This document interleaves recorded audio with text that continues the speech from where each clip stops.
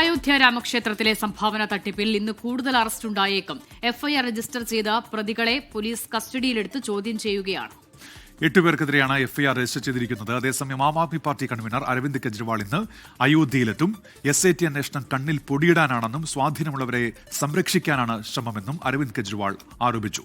ബൽറാം നെടുങ്ങാടി ഡൽഹിയിൽ നിന്ന് വിശദാംശങ്ങളുമായി ചേരുന്നുണ്ട്. Balram, good morning.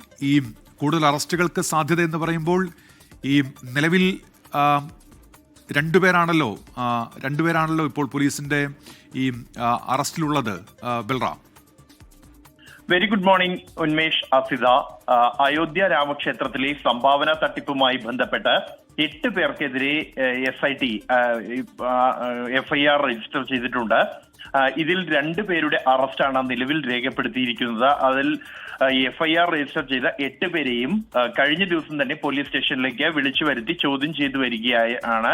അതിനിടെയാണ് 2 പേരുടെ അറസ്റ്റ് രേഖപ്പെടുത്തിയിരിക്കുന്നത്. മറ്റുള്ളവരുടെ അറസ്റ്റ് കൂടി രേഖപ്പെടുത്താൻ എന്ന വിവരമാണ് പുറത്തു വരുന്നത്. കാരണം ഈ SITയുടെ റിപ്പോർട്ട് സമർപ്പിച്ച ശേഷം മുഖ്യമന്ത്രി യോഗി ആദിത്യനാഥുമായി ആശയവിനിമയം നടത്തിയിരുന്നു. അദ്ദേഹം യാത്രയിലാണ് ഉണ്ടായിരുന്നത്. അതിനിടെയാണ് തുടർ നടപടികൾ സ്വീകരിക്കാനുള്ള നിർദ്ദേശം അദ്ദേഹം നൽകിയത്. തൊട്ടു പിന്നാലെയാണ് 2 പ്രതികളുടെ അറസ്റ്റ് രേഖപ്പെടുത്തിയിരിക്കുന്നത്.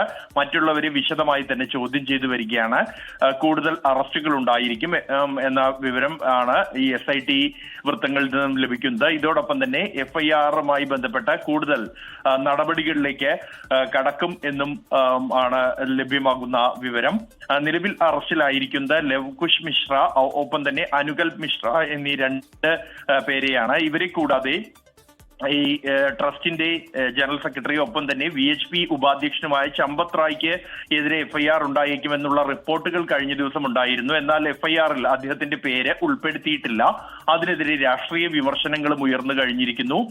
കോൺഗ്രസ് ഈ വിഷയത്തിൽ ശക്തമായ പ്രതികരണവുമായി രംഗത്തെത്തിയിട്ടുണ്ട്. കാരണം ഈ നിലവിൽ ഇപ്പോൾ കസ്റ്റഡിയിലുള്ള ആളുകൾ, ഈ എഫ്ഐആറിൽ പേര് ചേർക്കപ്പെട്ട ആളുകൾ, അവർ പലരും ചമ്പത് റായുമായി അടുത്ത ബന്ധമുള്ളവരാണ്. അദ്ദേഹത്തിന്റെ ഡ്രൈവർ അടക്കമുള്ളവർ ഇപ്പോൾ ഈ എഫ്ഐആറിൽ പേര് ഉൾപ്പെട്ടവരിൽ ഉൾപ്പെടുന്നുണ്ട്.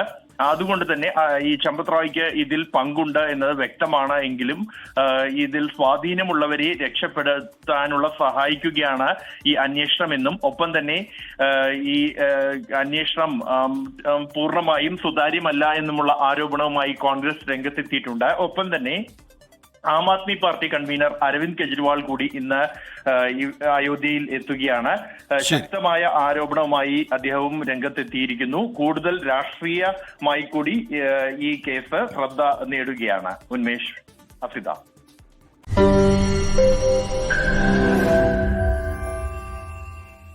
ലോകത്തെവിടെയായാലും ഏത് സമയത്തും 24 വാർത്തകളും ഓഗ്മെന്റഡ് റിയാലിറ്റി പാക്കേജുകളും എക്സ്പ്ലെയിനറുകളും വിശദമായി കാണാൻ ഞങ്ങളുടെ YouTube ചാനൽ നിങ്ങൾക്ക് സബ്സ്ക്രൈബ് ചെയ്യാം.